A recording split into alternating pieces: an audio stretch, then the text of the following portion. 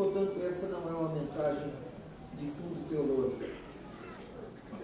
Esta não é uma mensagem de profundidade teológica, e pode ser outra. É uma mensagem para te fazer entender que as adversidades da vida, infelizmente, fazem parte da nossa história. A Bíblia Sagrada diz que João Batista, aquele que anunciou a Jesus Cristo como nosso Salvador, foi um homem diferente. Andava diferente, falava diferente, vivia de forma diferente, alimentava-se de forma diferente. Era um homem que não parecia com ninguém. Você não encontra dois João Batistas na Bíblia. Talvez um homem que se aproximasse um pouco dele seria Elias, principalmente no temperamento, na forma explosiva, às vezes colérica de ser. Mas a verdade é que João Batista foi escolhido por Deus. Ele, você bem sabe disso, até o dia em que encontra Jesus, no Jordão, ele não havia conhecido Jesus. O contato próximo que ele havia tido com Jesus era ele no ventre da sua mãe e Jesus no ventre da sua mãe. As duas grávidas encontraram-se e a Bíblia Sagrada diz que João, no ventre de sua mãe, alegrou-se. Ele não foi apresentado a Jesus e viveu uma vida absolutamente diferente em nome de uma missão. Eu estava um dia estudando sobre João e eu cheguei à ideia de que a única coisa que fez João ser acreditado foi a diferença. Se João fosse igual a tudo e a todos, ninguém acreditaria nele. Mas João era um cara diferente. Tão diferente que ele, não sendo batizado, batizava os outros. E um dia ele estava batizando todo mundo, quando Jesus chegou e, indo até o Jordão, olhou para ele está dentro da água, Jesus está vindo, ele sente aquele mesmo fogo, aquela mesma emoção de quando ele havia sentido Jesus há 30 anos atrás. E ele, até sem entender, porque não tem como você se lembrar do que houve no ventre da sua mãe, mas ele, sem entender, começa a ser testificado em Deus de que aquele era o homem que ele estava falando. E ele batiza um, batiza o outro, quando de repente, numa distância de 100, 200 metros, ele não aguenta, para e diz: gente, eu preciso parar o batismo. Porque aquele que eu falei para vocês que viria, aquele que eu falei para vocês que estava chegando, aquele que eu disse para vocês que era o Filho de Deus, aquele para o qual eu nasci, pelo qual eu nasci, para o momento em que eu estou vivendo, nasci, aquele, gente, é aquele que está vindo ali. Eles ali, o Filho de Deus, que tira o Cordeiro de Deus, que tira o pecado do mundo. Jesus vem e ele conversa com Jesus. Jesus diz: João, me batiza. E ele diz: mestre, eu não posso batizar o senhor. O senhor me desculpe. Jesus disse: não, João, me batize. Mestre, eu não posso batizar o senhor. Como é que eu vou batizar o senhor? Eu não sou batizado. Eu careço ser batizado por ti, e tu a mim. Ele diz: João, não esquenta com essas coisas não. Me batiza logo. Ele então pega o único homem que viveu isso, vocês sabem disso. Ele pega um Deus na mão, que é Jesus. Vê um Deus posando sobre Jesus, que é o Espírito Santo, e houve um Deus falando, que era o Pai. Um único homem sozinho, num único momento, tem o Pai, o Filho e o Espírito Santo com ele. Pensa nessa loucura. João Batista era um cara. João Batista era um cara. Ninguém poderia chegar perto de João Batista. Pois bem, a caminhada de João Batista depois de Jesus fica complicada.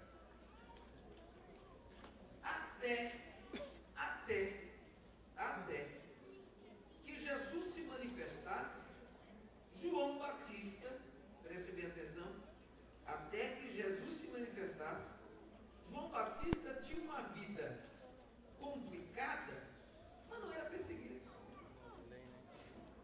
Foi Jesus se manifestar, a história do tal do João Batista complica.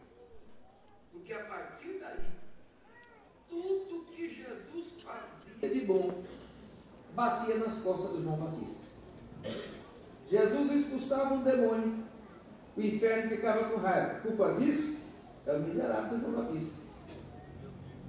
Jesus chegava no enterro, ressuscitava pessoas, o dono da funerária tinha que devolver o dinheiro do caixão. Quem era o culpado? João Batista, miserável, que falou que era ele. Jesus chegava, mandava os mercadores sair do templo, descia o rei dos mercadores, os servos, senhores daquela época, melhor dizendo, os senhores do templo daquela época, ficavam nervosos, e a culpa era de quem? João Batista. João Batista, mas porque ninguém tinha dúvida. Quando alguém olhava para Jesus e dizia: este aí é Jesus, aquele que diz filho de Deus, o que acontecia? O povo dizia: não é só isso não. Vocês sabem aquele doido? Vocês sabem aquele que a gente pode falar o que quiser, mas tem que respeitar o infeliz? Quem? O João Batista? O João Batista. Foi o João Batista que falou. Então tudo que Jesus fazia, de bom ou de ruim, de coisa ruim Jesus não fez, dependia do ângulo da visão que você estava. Quem era o culpado? João Batista. João Batista passou até tanto ódio, as pessoas passaram até tanto ódio de João Batista, que eles inventaram uma situação e um dia mandaram prender João Batista. Por quê? João Batista fazia culto ao ar livre na cidade, e normalmente esse povo que faz culto ao ar livre não é bom da cabeça, não é muito bom da cabeça. E louvado seja Deus que tem que ter os dois também no reino, né? Se você for na Praça da Sé, você vai ver uns irmãos ali que você vai falar: isso aí não tem juízo na cabeça. Mas Jesus usa aqueles dois, e de vez em quando você encontra alguém dizendo: um dia eu estava passando na Praça da Sé e vi um irmão lá falando. Não é disso?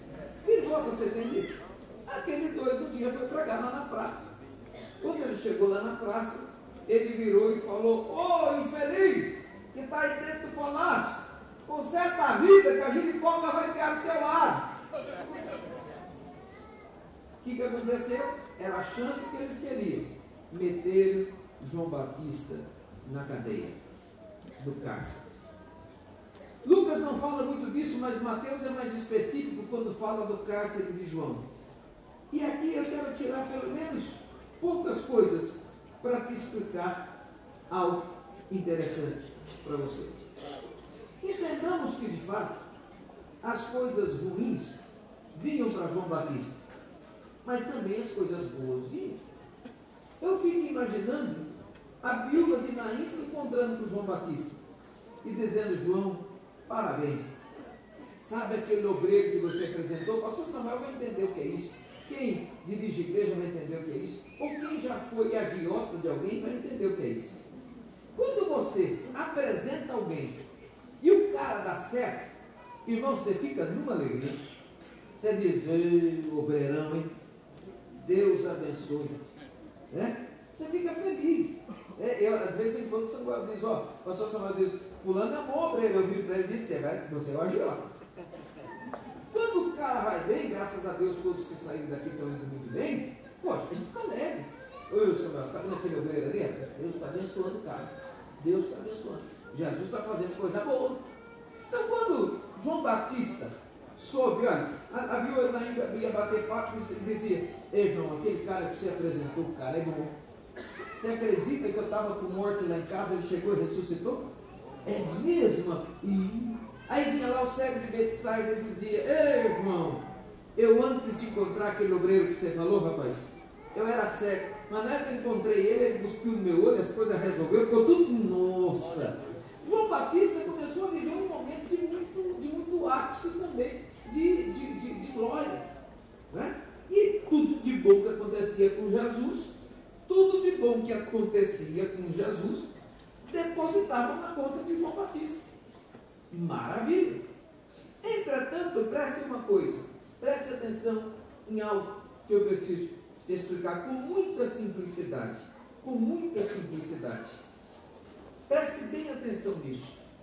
Jamais se engane que a sua felicidade não está custando a infelicidade de alguém. Se na pior das hipóteses todo mundo estiver feliz com você, o invejoso está infeliz.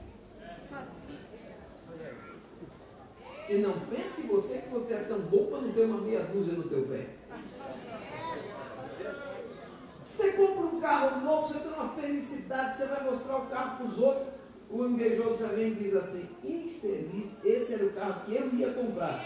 Ele não tem dinheiro para comprar um pão com mortandela, mas ele disse que ia comprar aquele carro e você comprou na frente dele. O invejoso é uma desgraça. Você ainda não viveu com isso? Deus te abençoe. Pode esperar que você vai viver, ninguém escapa.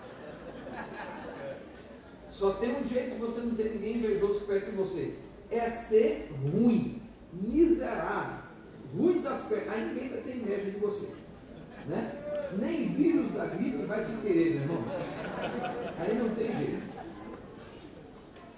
Muito bem.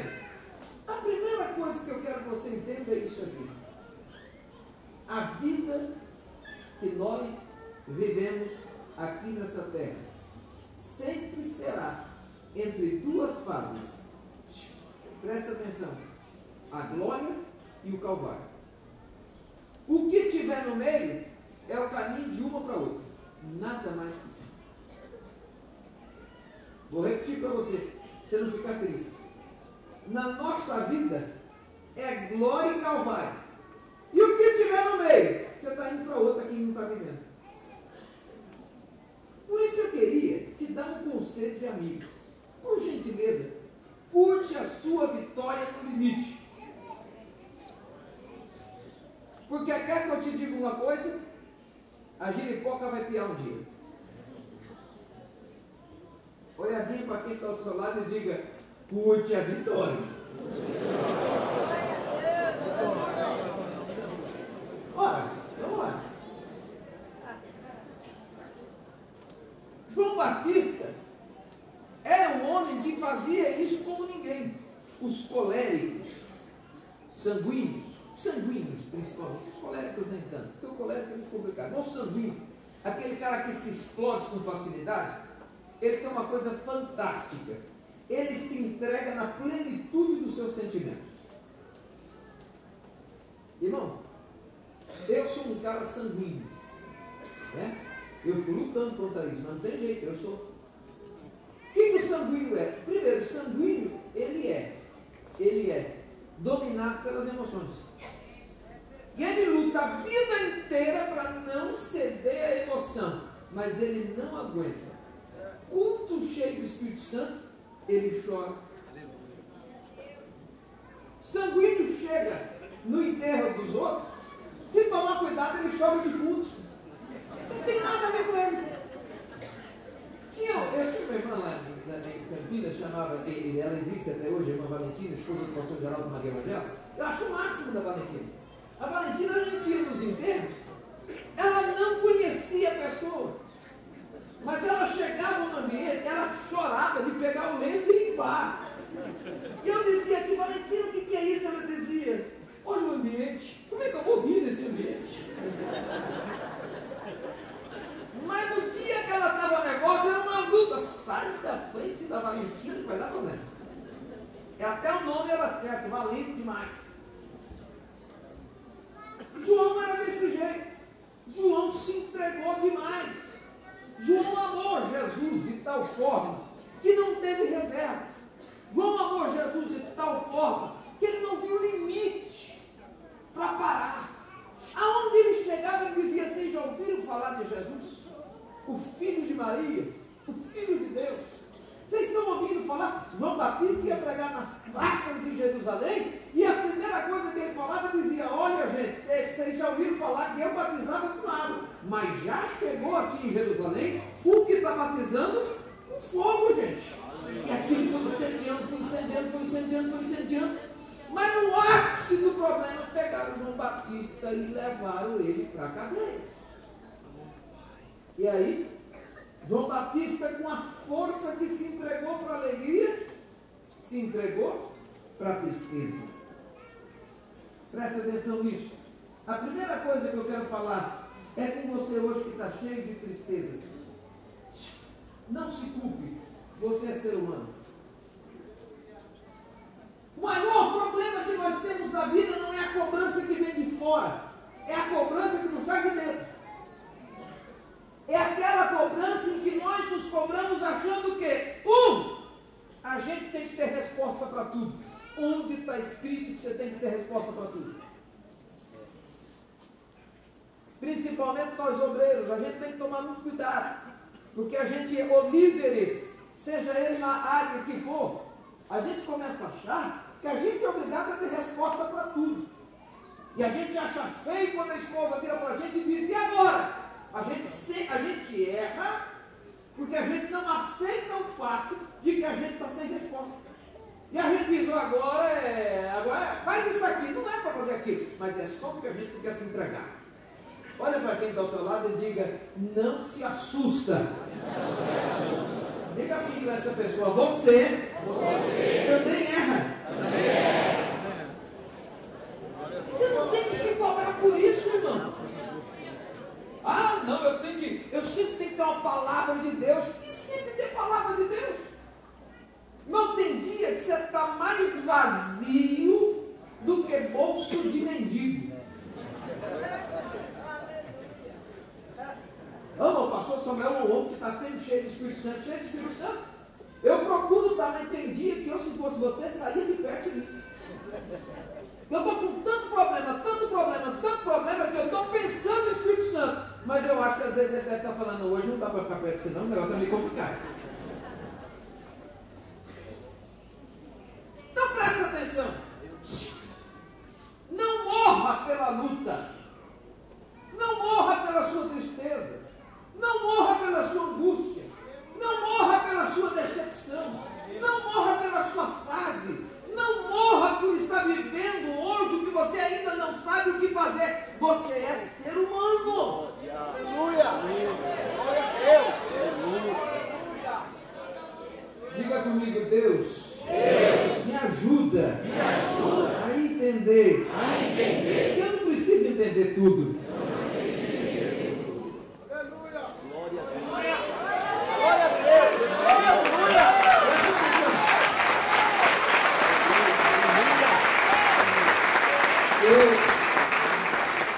Eu aprendi com o irmão Lupercio, que foi nosso pastor aqui por muitos anos. Ele me ensinou uma coisa. Quando eu via as coisas, eu achava aquilo fantástico, né?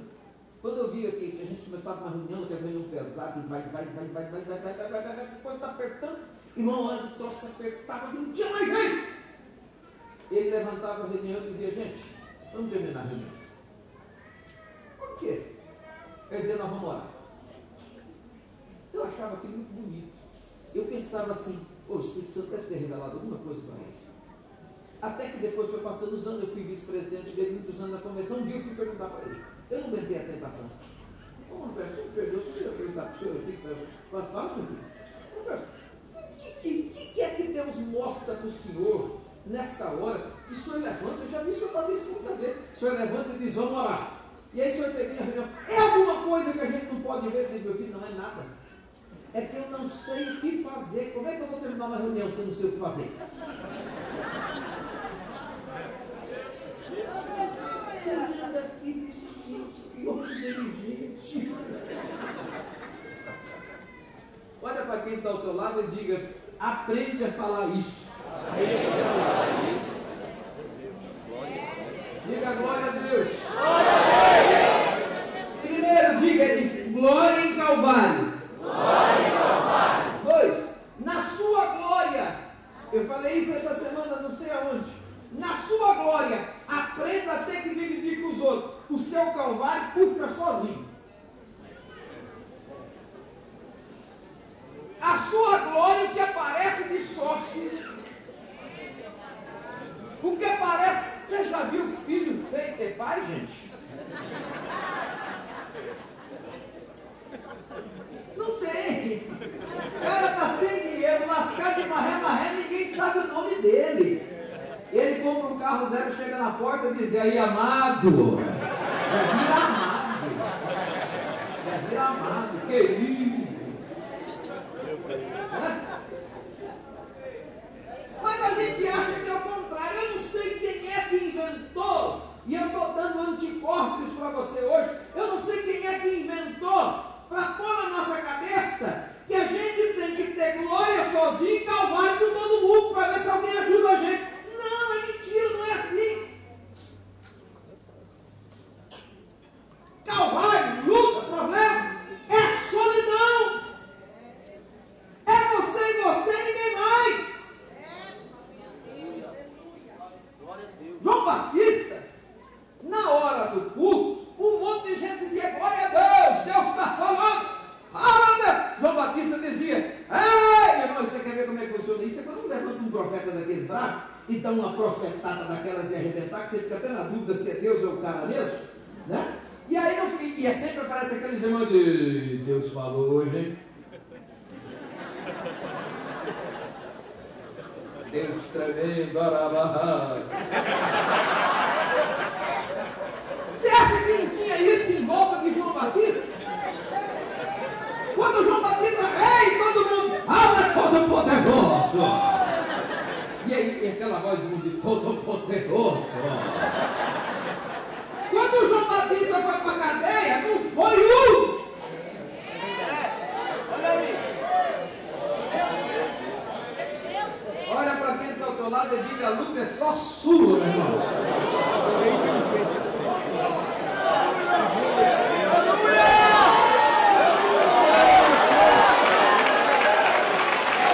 Ó, dá uma palavra para quem está ao seu lado e diga assim: o máximo que eu vou fazer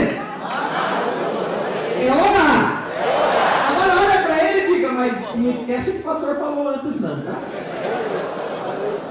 E síntese, essa palavra vou orar porque você não sabe o que fazer. Irmão, por gentileza, eu falei isso ontem lá na igreja do Brás. Eu me lembro que o Manuel, meu filho, ele é aquele que me deu problema nesse negócio de escola. O Manuel ia dar problema no negócio de escola. E irmão, e ele não sei o que tinha, né? Sempre foi muito inteligente para algumas coisas e muito desinteligente para outras coisas, né? Por exemplo, matemática é uma luta. Meu Jesus e Nazaré, né, mano? História sabia tudo, geografia sabia, eu estava na matemática, era uma luta. E aí eu tentava convencer filho. Ele falou: pai, não vou usar isso para nada. Por que nós não podemos usar a calculadora, pai, se no dia a dia pode? E eu tinha uma luta também para explicar para ele que não podia, que até hoje eu também não entendi porque não pode, mas não pode. A verdade é que não pode. Não é? Não é mesmo? Eu vou estar aí, mas não muda. E aí eu chegava em casa, a Keila falava: as notas do Manuel chegou.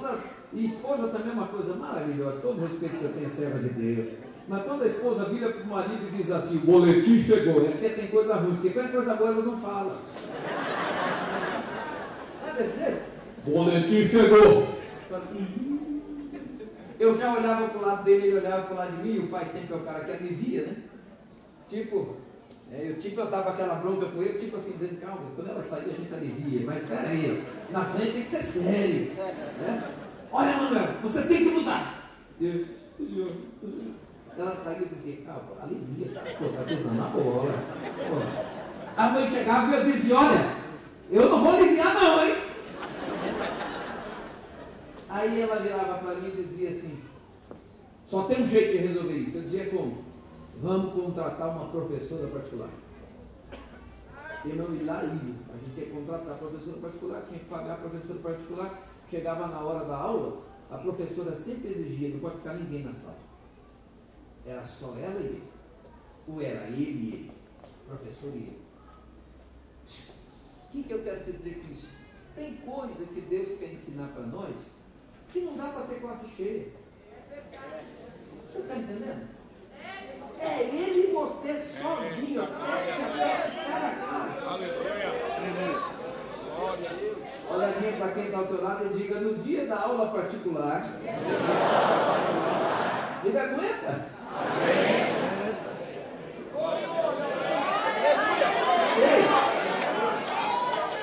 Três.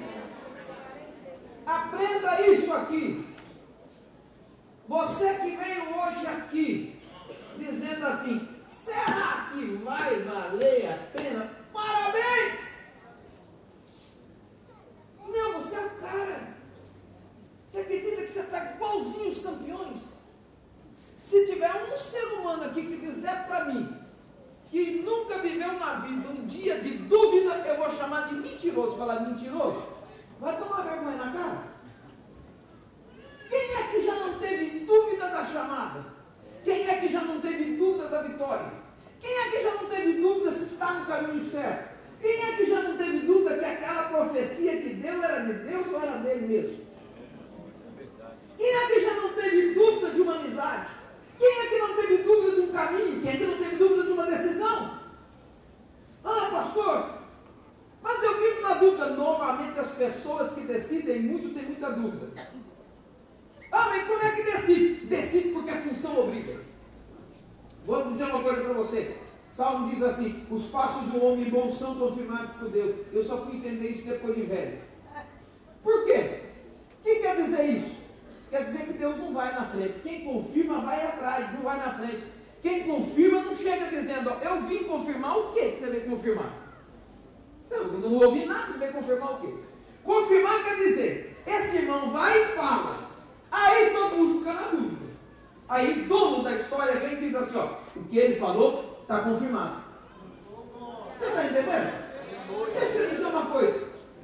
Nós temos uma essência boa. Diga comigo: a minha essência é boa. A minha essência é boa. Não, melhor isso, diga: a minha essência é boa. A minha essência é boa. Se tem uma coisa que o diabo nunca vai poder tirar de você, é a sua essência. A semente de você é uma semente do bem. É uma semente que tem um compromisso com Deus.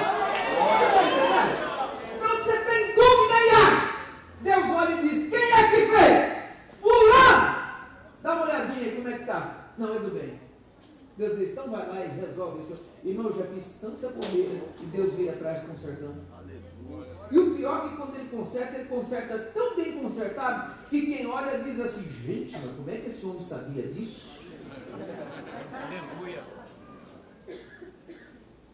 Não sabia de nada. Escutei, bati aqui e pegou lá. Como é que ele bateu aqui e pegou lá? Aí a pessoa diz: mas esse homem tem um efeito no bem. Efeito no pé nada, irmão. É que Deus olhou que a essência era boa.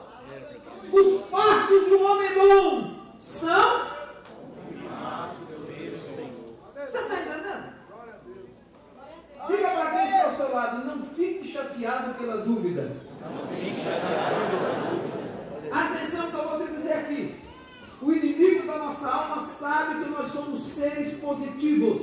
O que é ser positivo? Ser positivo é aquele ser que não gosta de ter dúvida. Ninguém gosta de ter dúvida. Entretanto, faz parte da vida a viver com ela. E aí o inimigo faz o quê? O inimigo faz a gente começar a pensar que nós não temos direito de ter dúvida. Quer que eu te diga uma coisa? Eu fui entender que Deus usa a dúvida para fazer a gente orar mais. Deixa eu contar uma coisa aqui para você. Grandes decisões da minha vida, que eu tomei absolutamente certo do que estava fazendo, orei pouco e errei. Outras grandes decisões da minha vida, que eu tomei sem estar absolutamente certo do que estava fazendo, antes de tomar eu orei, mas eu orei, mas eu orei, mas eu jejuei, eu li a Bíblia, eu procurei gente para me ajudar. Irmão, não é que no final deu tudo certo? Então o que eu quero dizer? comigo, eu preciso aprender a orar no dia da dúvida.